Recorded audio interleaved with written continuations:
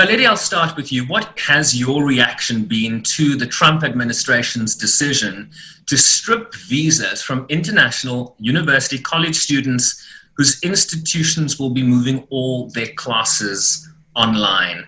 How has that decision hit you? It's been very stressful, but I think that the way that our university, so I'm at Duke University, the way that our university has reacted and has communicated has provided some sort of comfort and stability. So I'm not, for instance, thinking about making any plans to come home anytime soon, because my university is taking on a hybrid model, which means there will be some face-to-face teaching. So the main thing is that if your university is only offering classes online, then you would have to leave the country. But if your university is offering a hybrid option, then there is the option of taking classes face-to-face. So it really just depends on where your university is, I think. Max, what's your reaction been? What are the circumstances surrounding the University of Miami? I agree with Naledi there.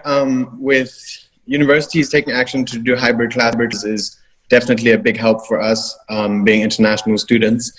An issue is housing, because some of these colleges have closed their housing completely, and it's left international students with nowhere to stay, although that they're doing these hybrid classes, and many sponsors will not and cannot pay for housing outside of.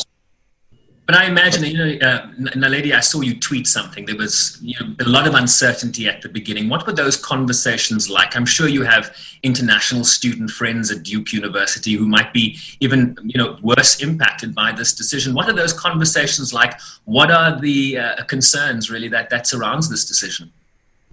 This decision also comes in the middle of a pandemic, when we are all sort of isolated and not really in touch with our specific communities. And that's the case, I think, with me and the international student community. And what I alluded to in my tweet was that we also all have different visa classes. So for instance, I'm a graduate student who came on a Fulbright, and that means I'm on a J1 visa, which is not specifically named in the new regulations, but was named in an earlier sort of pronouncement from the Trump administration, which was around professionals in the United States. And that's a sort of a professional and exchange visa that I'm on. So while I'm thinking that these new regulations apply to me, but it's not quite clear because it's not specifically named. So those would be, I think, the things that make it difficult to connect across our different situations, because each case, we're told, even if you go to an international office, you will be told that, each case will be very specific depending where you're from, depending on what kind of visa you're on, depending what kind of arrangement your government might have with the United States, depending on even little things like whether you can get a flight home or whether you can access the internet from home. So there's all kinds of, I think, mitigating factors. Max, it's a stressful kind of period, right? I mean, there are financial considerations. What are some of the conversations you've been having?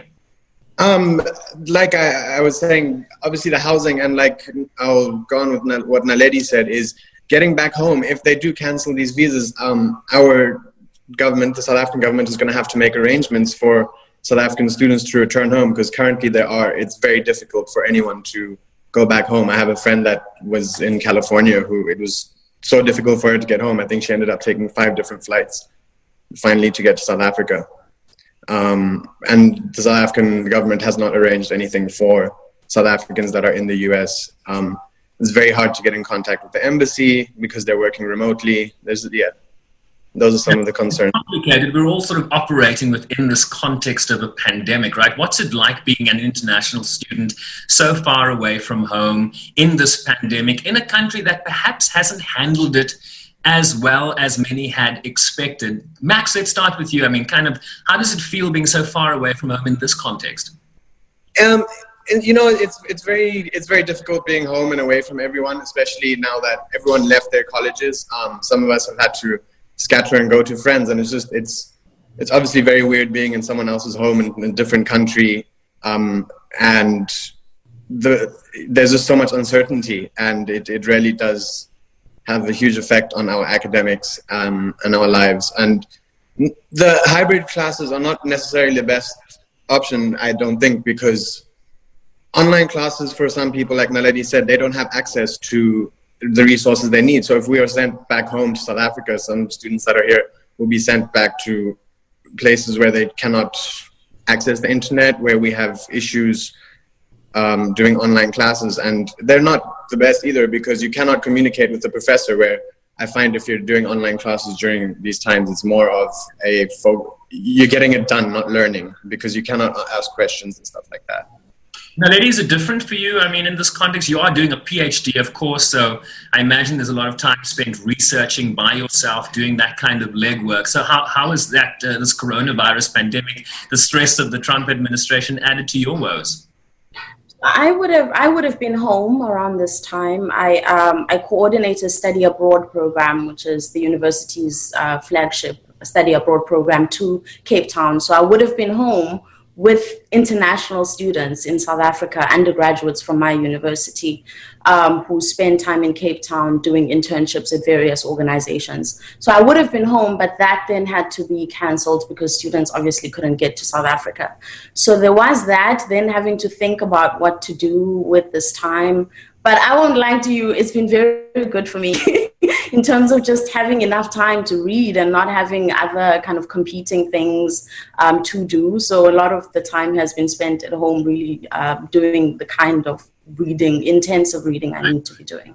Final question for both of you. A number of institutions, right? So this might not necessarily impact you directly, but Harvard, MIT, we see now the University of California system is trying to interdict the Trump administration from implementing this decision. Are you hopeful, just based on the people and the conversations you're having with it, this might succeed? Naledi?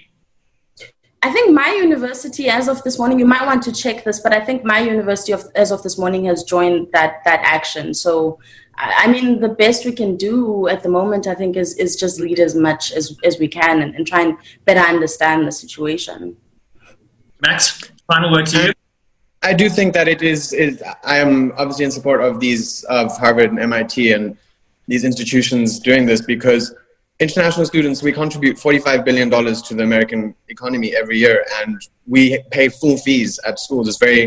There are international scholarships and stuff, but they are limited compared to what Americans have access to. And I believe that removing international students from universities in the US will have a huge effect on the universities, on the American economy, and just many different issues will arise from that. Well, thank you both for your insights and for sharing your personal experiences with us. We appreciate it. Thank you so much. Thank you very much. Naledi Azia is a PhD student in cultural anthropology at Duke University in North Carolina, and Max Green is studying international relations at the University of Miami, Florida.